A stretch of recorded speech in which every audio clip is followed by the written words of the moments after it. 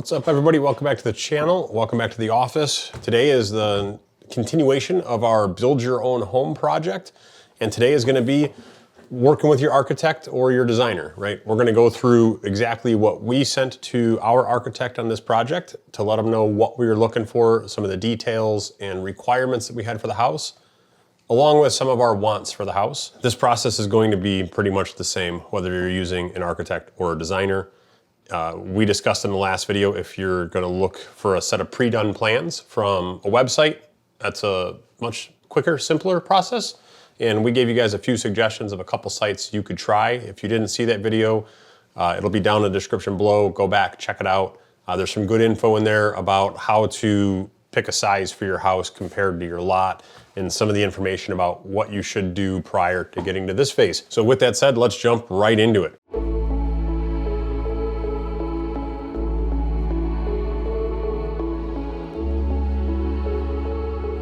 So here you'll see our exchange with our architect that we went through. He sent us kind of a prelim list of questions he had, and then we made some notes on it. One of my very early notes in here is one thing I want to make sure I mention. We want great curb appeal. We need the house to stand out. We don't want it to blend in and be the same house as every other home you see in the subdivision, right? It needs to be a little bit different, because the last house we built in this subdivision, we did kind of like a modern prairie house. Everybody raved about it.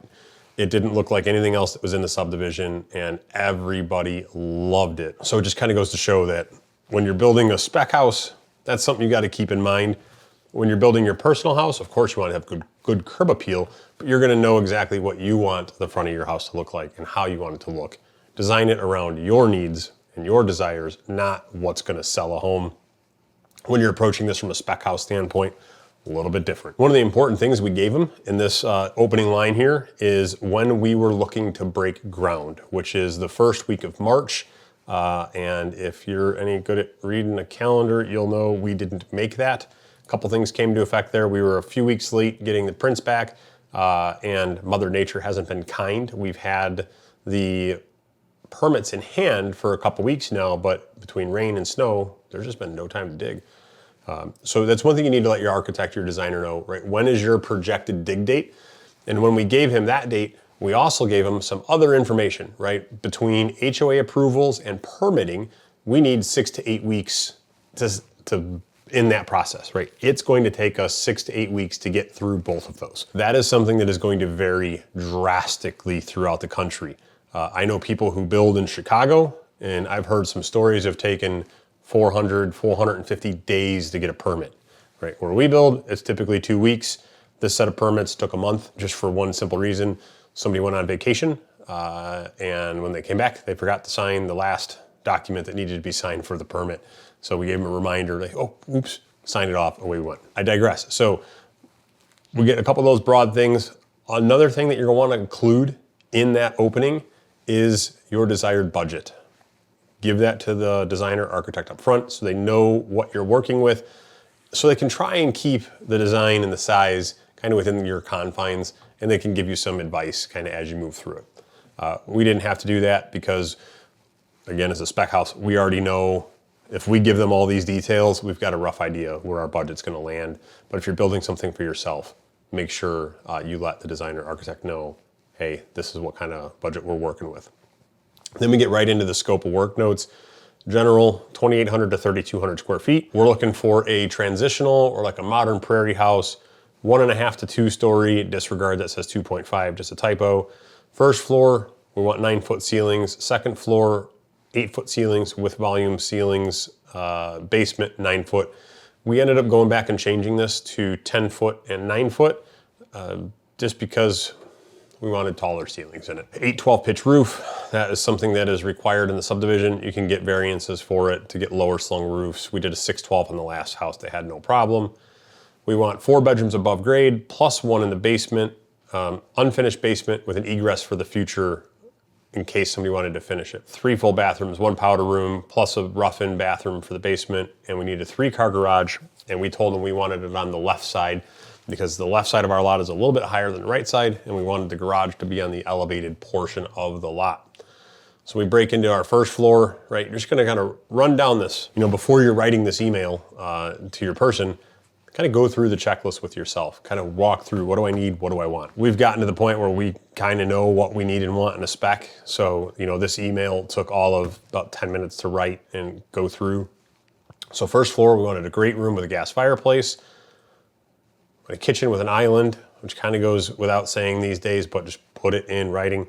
Walk-in pantry, informal dining space. We want an office, we need a mud room, and we need a powder room. We wanted to make sure we had at least a patio, but if that was gonna really put a wow factor, we would do a covered entertaining space in the back. We ended up electing not to do a covered space because it was gonna push us too far past the upper bound of what we think we can sell a house for in the subdivision. As a spec house, you've gotta keep that in consideration.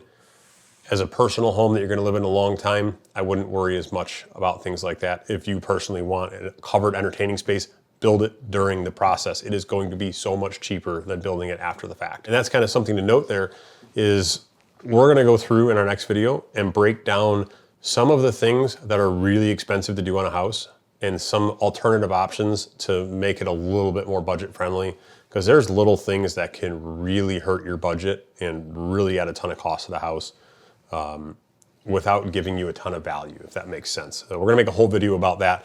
And in that video is also gonna be when we break down reading blueprints, how to read blueprints. So follow along through this whole series and you're gonna get a wealth of information. And as always, ask questions down below so we can make sure we include answers in our future videos. So as we go back to this, second floor, spacious primary bedroom with walk-in closets. I still call it a master bedroom, right? I grew up that way. That's what it's gonna be to me forever. Primary bathroom includes a large shower, freestanding tub, and his or her vanities, plus toilet enclosure. Most people like to have the toilet in a separate water closet that's closed off from the rest of the bathroom. We wanted 2 additional bedrooms with walk-in closets that shared a Jack and Jill, trying to be a little bit space conscious on this house to keep the budget in line. So instead of building 2 bathrooms for each individual bedroom on that side, we needed to have a shared bath. And then we wanted another bedroom with a walk-in closet and its own private bath. That way, you can have at least one extra suite in the house. We needed a laundry room with front load washers, preferably with a window if it would work out. We did not end up getting a window in this laundry room. It ended up having to go in the middle of the house, which is, out of all the things we're gonna give on, that's one we're gonna give. That's one of those needs versus wants. That was a want. And then he wanted to know if we were gonna do a finished basement. But we are avoiding to finish the basement on this house.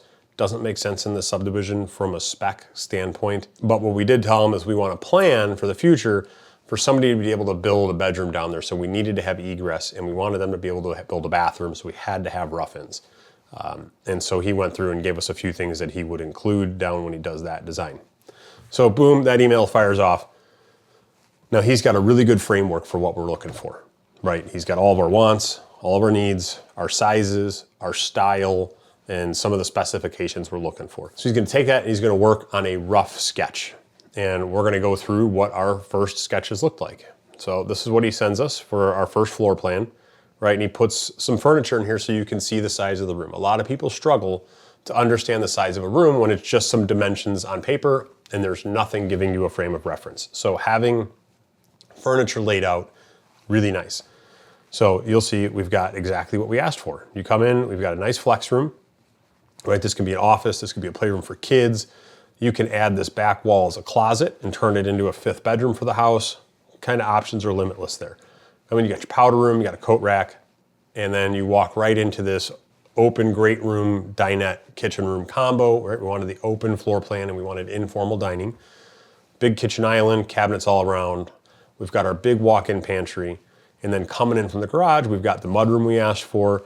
And he actually drew up a second washer and dryer in here. We're gonna end up electing not to build that, right? From a plumbing standpoint for a spec, adds about $1,000, $1,500, and it doesn't add a lot of value to somebody in the house. We'll end up making that like a wash basin instead of a stack washer dryer. You'll see we got our left-hand 3-car garage and we wanted a little bit of extra space in the back, right? It kind of sucks when you have a 3-car that all ends on an even wall. Especially when you're in a subdivision where you can't have your garbage cans outside of the house showing. So you've got space here for storage, which is a nice little add-on, and then a service door heading outside. and he puts our square footage right, we're 1,540 square foot on the main level. Our next thing is the second story, all right, second floor plan, we're at 1,900 square feet, and we come upstairs and we see we walk right into this whole back wing of the house is the whole master suite, right? You've got a big master bedroom, big walk-in closet.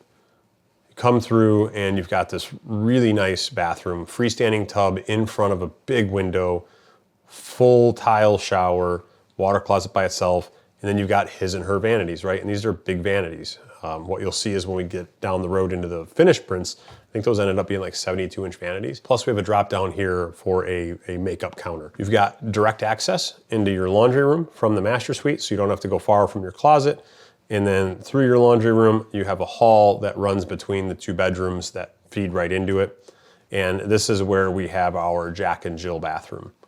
And then when you pop out of that hall, you're into your landing area from where you came upstairs, and we have our suite that's by itself, right? It's a bedroom with a full bathroom and a walk-in closet to give us our fourth room. And as you see here noted, we've got 2-story foyer open to below. So we stacked this house as a true 2-story to try and be as efficient as we can with our square footage, to keep our roofing cost and our foundation cost down, because those are two of your biggest costs on a house. Always cheaper to go up than it is to go out. And so that's why you'll see this house isn't just a square box, right? Because we don't want to have a square box. That's boring, right? You're not going to make a square box look good. So we've got some jaunts in and out, and it gives the front of the house a really good character, which you will see coming up here. And then the third thing he sent us prelim was what a finished basement would look like. So we've got the rec room layout. You've got your 2 egress windows, one for the rec area, one for the bedroom, plus a full bathroom down there. Finished storage, plus then we keep our mechanical storage. That's where our electrical panel is going to be. That's where our hot water heater is going to be. And that's where our 2 furnaces are going to be. We would prefer to put the second furnace upstairs. Problem is, with a little bit of space constraint issues. The other thing, noise. You can get some pretty quiet ones, but you're still going to hear them running if you've got them up by the bedrooms. So we decided to spend the extra money, put it in the basement, and then we'll run the ductwork up to the second story. Definitely added a couple $1,000s to the build, but we think it's the better option in this house. So once you go through and you look at all your layouts, you're gonna mark them up, what you don't like, what you do like, what you wanna change, what you wanna move, send it back to them, and then they'll work on revisions and send it back to you. The only real question we had was, hey, does this mechanical chase, right? You see this right here on the main level, looks like a small hash. Like, hey, does that stack on top of the furnace, right? Because you can't have your furnace over here and then your mechanical chase over here to go up to the second story. We need to have them kind of in line or right next to it so that we can come out of the air handler and raise up. And he confirmed, yeah, it's there. He kind of nailed, like on the spot, what we wanted. The only thing, if you've been kind of paying attention as I go here, is we wanted like 3,200 square foot max. And if you do the math on this one, I think we ended up at like 3,440. And he had told me that ahead of time. He says, hey, I just got done drawing it up. It came out to like 3,400 and change square foot. I'm gonna make some changes, get the square footage down, and I'm gonna send it over to you for review. And I actually told him, well, hang on, before you go making all the changes, let me see the floor plan as you've got it, right? That's not a whole lot bigger than what we were planning. And if I like the layout, we'll just roll with it so you don't have to do the rework. Turns out, I really liked the layout, liked everything about it. So I gave this phase my stamp of approval, said, cool, go ahead and move forward working on elevations, right? Your elevation is gonna be the outside of the house so you can see what that looks like. So we got through these 3, and then the next thing we got from him is a test elevation, which you see here. He said, hey, I just wanna make sure I'm going in the right direction. What do you think of this front elevation on the house? And he kind of knew what I was looking for, and this is bang on. Like, we love this style of house, these 2 opposing roofs, beautiful. We like the color combos he picked. I mean, he picked out some really good stuff. So, this was a really easy process for us. We've built enough houses now where we know how to describe what we're looking for, so we can avoid 8 back and forths. If this is gonna be the first house you're building, do not expect to do this in 1 or 2 round trips with your designer or architect, and don't feel pressured to get it done in 1 or 2 trips. If it takes you 7, if it takes you 8, so be it. Take your time and make sure you get the things that you really need and the things that you want that fit within your budget, right? Don't just make compromise on your second revision and just be like, oh, you know, we've already been through this 2 times. It's still not exactly what we want, but you know, we just don't want to keep going back and forth. No, screw that. If it takes you for 2 months in the design phase going back and forth, who cares, right? You're gonna much rather spend that 2 months now than regret not doing it once your house is done. Because anything you're gonna want to change or do different once the house is finished, exponentially more expensive than just doing it now in the design phase and then doing it while it's under construction. So that's our process from going through first contact with our architect all the way through our initial design and to the point of having a complete elevation done with rendering, colors, whole shot, ready to go for approval. So then once we tell him, yeah, this looks beautiful, he can then go through and finish building out the bid set of floor plans, which is going to have all the details you need to get all of your pricing together. Depending who you work with, your bid set might be the full set that's permit ready. This set was a bid set first with just a couple details left out, but have everything you need to get bids. And then there were a few refinements that were put on it to submit for permitting. And this is our last thing we'll see real quick. This is our final set of prints. Now, every designer, every architect, your prints are going to look different. They're all going to include different pages. Some are going to be 30 pages long. Some are going to be 8 pages long. So it's all going to kind of depend on who you're working with. And it might behoove you to have them send you an example of one of their projects so you know what level of detail you're getting. What I will say is, not always, but most of the time, the less money you're spending on your prints, the less detail you're going to get. That's been my personal experience. And that's perfectly fine if you've been through it and you kind of know what you're doing. If it's going to be your first time, I'd probably be looking for a little bit more detailed set of prints so you're not trying to make as many field figurings, I'll call them, as you're rolling through. So yeah, this is our final set of prints. I'm not gonna dive into all the details on these prints right now because we're already kind of at a long video, and I wanna spend a whole video just going over these prints because you're gonna see there is a whole lot of stuff on here. Symbols, abbreviations, lots of notes, plumbing notes, electrical notes, finished equipment notes, HVAC notes, stair notes, energy code notes, right? And you're coming down, joist schedules, ceiling schedules, wall structures, foundation structures, load bearing, right? If we go through this now, you guys are gonna probably fall asleep after this first boring part of this. But I just wanted you guys to see what a full set of prints looks like. You know, it's got our side elevations on it now, calling out our window sizes, calls out our floors. There's the front of the house. We've got our back elevation, the other side elevation. We've got our foundation page, which is also our basement page. Shows all of our support columns, main level. Here's our second story. And then this shows your roof structure, where all of your roof slopes are.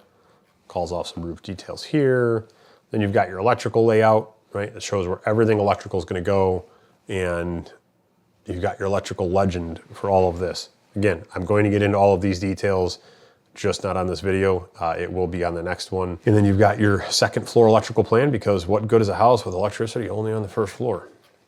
So that is going through getting your house designed. Well, and now that you've got a complete set of prints, you've got a pretty straightforward next phase. You're gonna take a copy of these and you're gonna send them to your civil engineer, the same people who did your rough look on your lot, right, that we did before to show you your setbacks and your building size that you can do. You're gonna send that same company these prints, and they're gonna go ahead and build you a site plan so you can get all of your details from that. So in the next video, like I said, we're gonna talk about all the details of a set of floor plans, and we're also gonna talk about the details on a site plan and what you're looking for there. Thank you for tuning in. Any questions, put them in the comments down below. Do us a favor, smash the thumbs up button, and we'll see you on the next one.